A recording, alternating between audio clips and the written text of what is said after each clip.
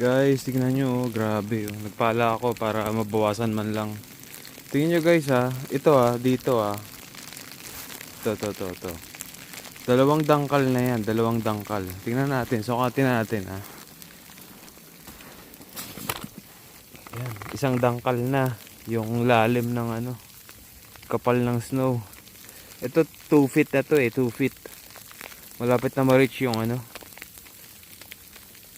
yung parang upuan dito sa labas.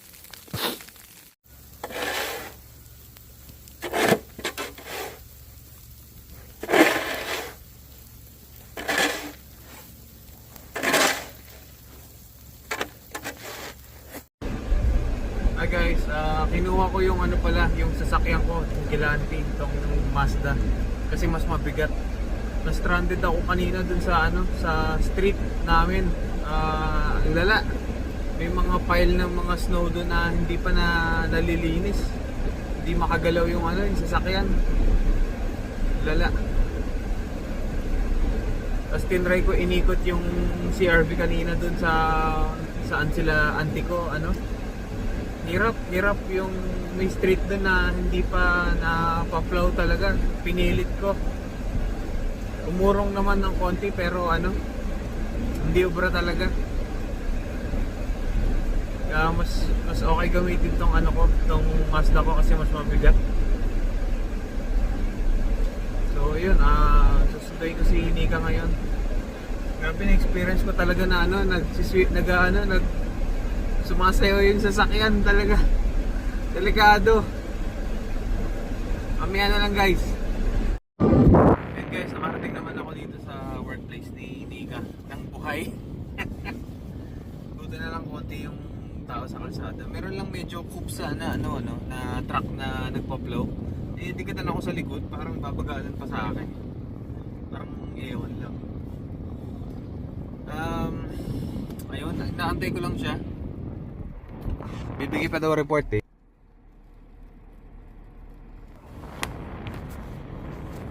ayun. Hello guys, dito kami sa Teso Life. Parang Asian puting ting tuloy. Abubot store. So nagbabala kami bumili ng ganito. Pagtitripan lang namin.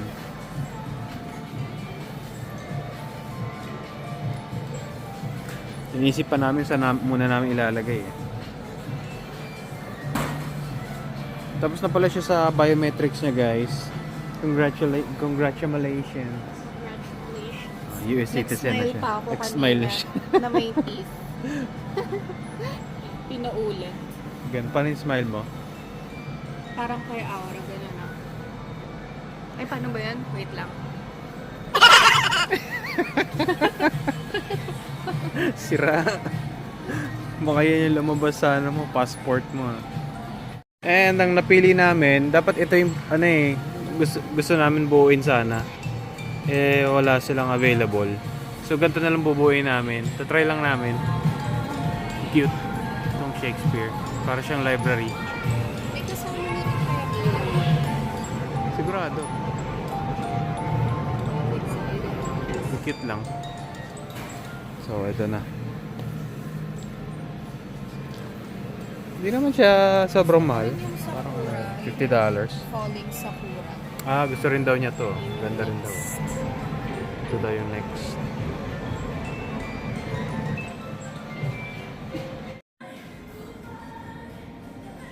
Hi guys. Hotpot kami ni Nika. Hotpot. Perfect to dahil malamig pa. Sobrang lamig sa labas. Winter storm. Pero humupa na. Tapos yung mga snow sa labas parang yelo na siya, yelo na. Bloke-bloke ng So yelo. imposible na siyang i-scrape pa ng pang alam mo yung pala. Kaya bumili ako ng palakol kahapon para ma-break yung ice. Grabe. Guys, kain tayo guys. Watercress. Pahingi pa akong watercress. Yay!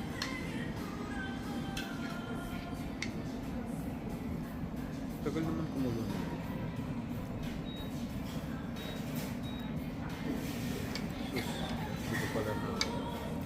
vlogs.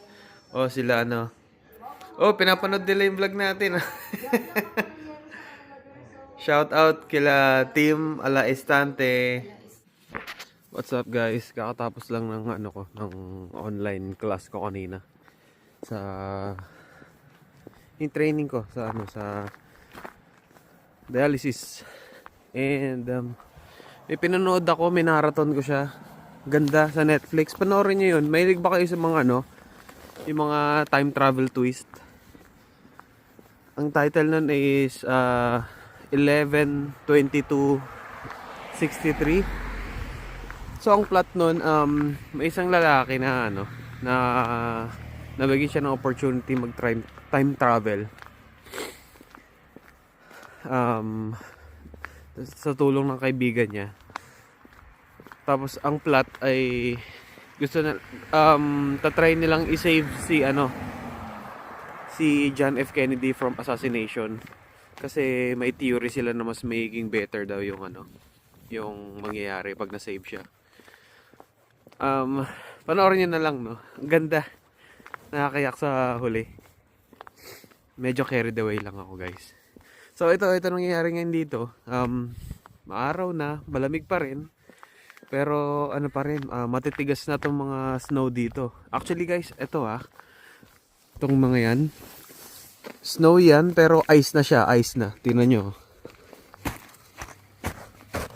Yan Tingnan nyo paano mag-crack. So ang buo na. Grabe yung ano, yung storm. Nakita nyo naman, 'di ba, yung Villeneuve ko kung anong klaseng ano siya. Snowstorm siya. So sleet siya. Hindi siya yung snowflakes kung bumagsak, pero butil ng ice talaga siyang bumagsak. Parang naalala nyo ba yung ano? Sino dyan yung mga 90s kids? Yung pinaglalaro nyo ba yung freezer nyo noon nung mga bata pa tayo? Diba pag kinakaskas nyo yung ice dun sa freezer nyo? Ganun yung pagmalaglag yung ano. Parang mga butil-butil nun. Ganun yung ano, yung snowstorm na nangyari. So ganito ang nangyari. So marami pa ring mga ano, mga streets dito na ano, hindi pa masyado nalinis. So ang hirap lumabas. And unfortunately, yung sinundo ko si Nika, yung duty niya, pagbalik namin, yung CRV niya may bangga na. So ayun, covered naman siya ng ano, ng insurance.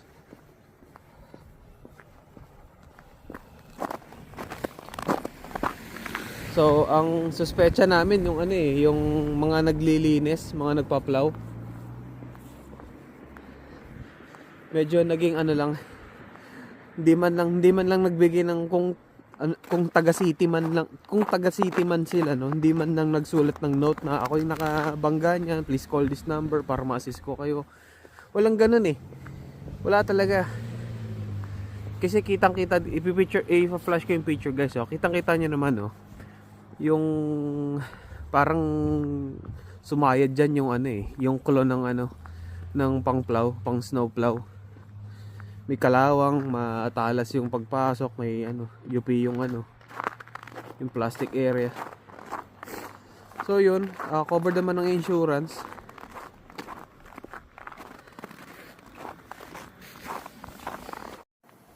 Another day, another learning experience na naman sa dialysis. Tapos na yung aking 4th week.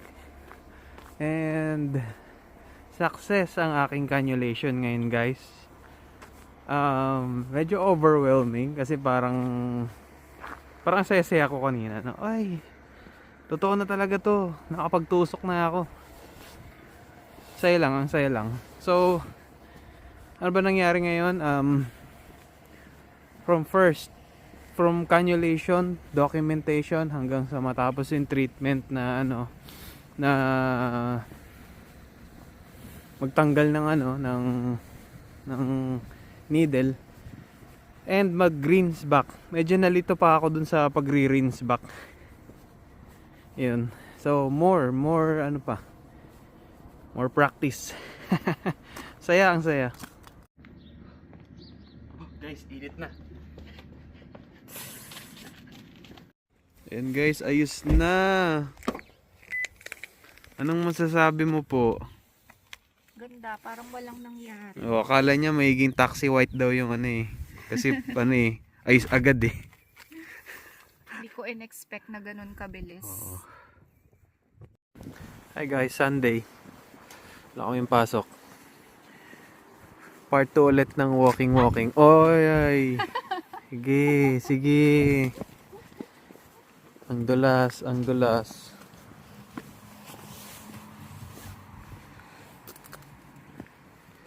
Balot na balot kami eh.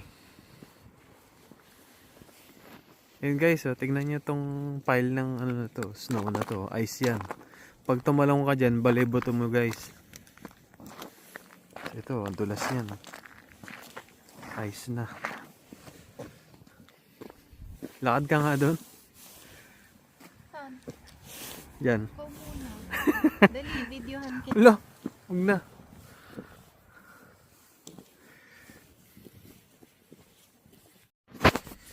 Yun guys, ito yung mga talagang investment na pag ditong state kayo papunta sa mga nag-i-snow. Yung mga makakapal, mga snow boots, yan. Kung kaya nyo mag-invest ng mga heated gloves, yung mga yan kasi pag yung mga ganitong nangyayari, yung mga ano, winter storm or snowstorm, pag nagpapala kayo ng snow sa ano nyo, driveway nyo, una talagang maninigas dyan ng mga kamay nyo eh. Minsan yung mga kahit makakapal na gloves lang, ano eh, lusot yung lamig. Sakit talaga. So yun. Pile na. Tigas na yan, oh.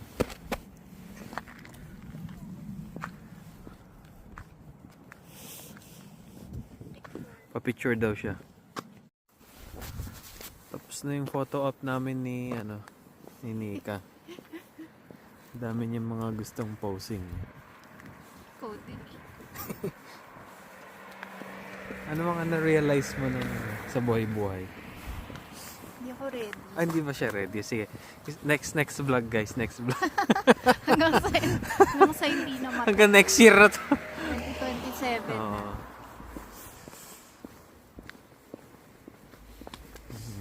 Selfie tayo. Ganda oh. Kaso may shadow. Yun guys, trip lang naman namin maglakad kahit sobrang lamig. Mas malala pa yung ngayon kaysa kahapon eh, kasi yung hangin eh parang sub-zero. Grabe. Ganda ng jacket mo ah. Anong brand yan? May magtatanong. Super. Hindi, ano to guys? Ano ba yun? Aritzia?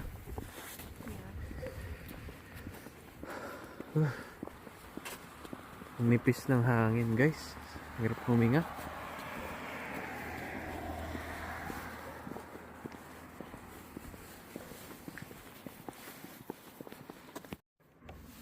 So update nga pala dito guys. Isang linggo na, 1 week na yung yung since yung snowstorm or winter storm, no? So nakikita niya naman, no? Hindi pa nalulusaw tong mga to, tsaka naging blocky na ng ice. And karamihan pala ng mga ng mga resident dito na na-trap na sila, lalo na yung mga kotse nila sa mga driveway nila na hindi pa nila nalilinisan at na-trap na yung mga sasakyan nila. Karamihan sa kanila nagpapabayad para may mag-plow or may mag-break ng ice dun sa driveway nila. Ang lala, grabe. And sana itong February wala na sanang ganito. Mahirap eh. I mean, maganda kapag nagbabakasyon ka, pero pag yung nandito ka na gagamitin mo yung mga kalye kasi magtatrabaho ka, hassle din dahil ang hirap din mag-drive.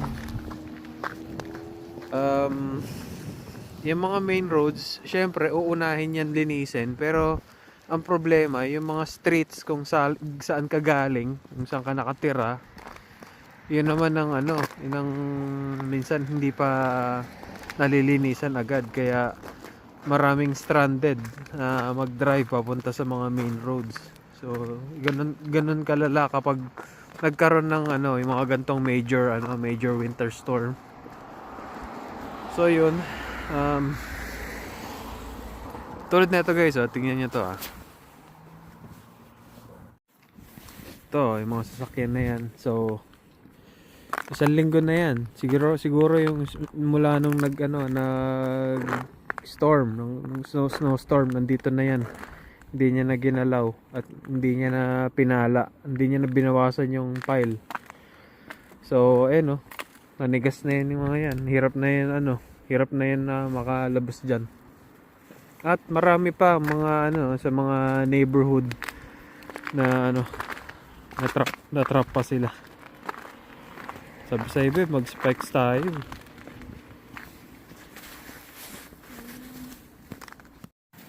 Sabi ko lakad daw siya dyan. Sabi ko lakad siya dyan, dulas na daw. Ayan oh.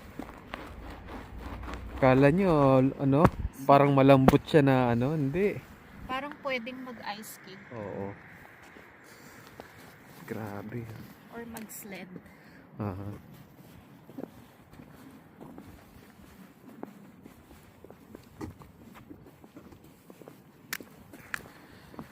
Temperature ay 20s, pero yung hangin ay sub-zero. Ibang usapan talaga kapag humangin eh.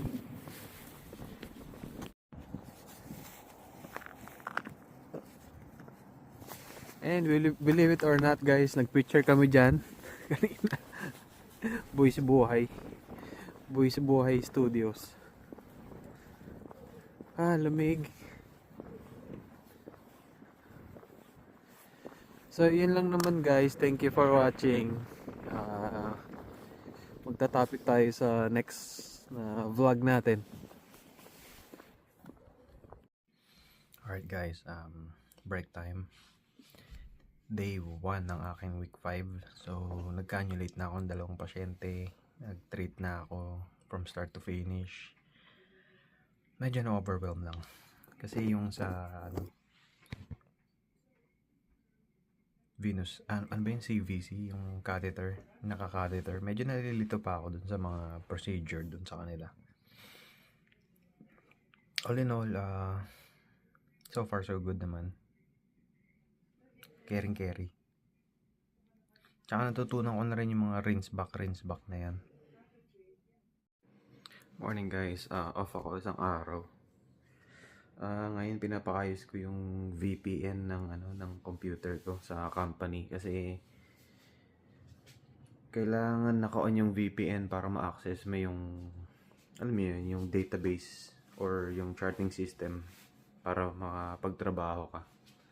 So kung alam niyo yung ganong klaseng kalakaran, alam niyo na kung anong company ako. Kasi parang may nangyari yatang cyber attack kaya nag-upgrade sila ng security measures nila, online security measures. So yun lang, mag-exercise muna ako. Non-negotiable na talaga to.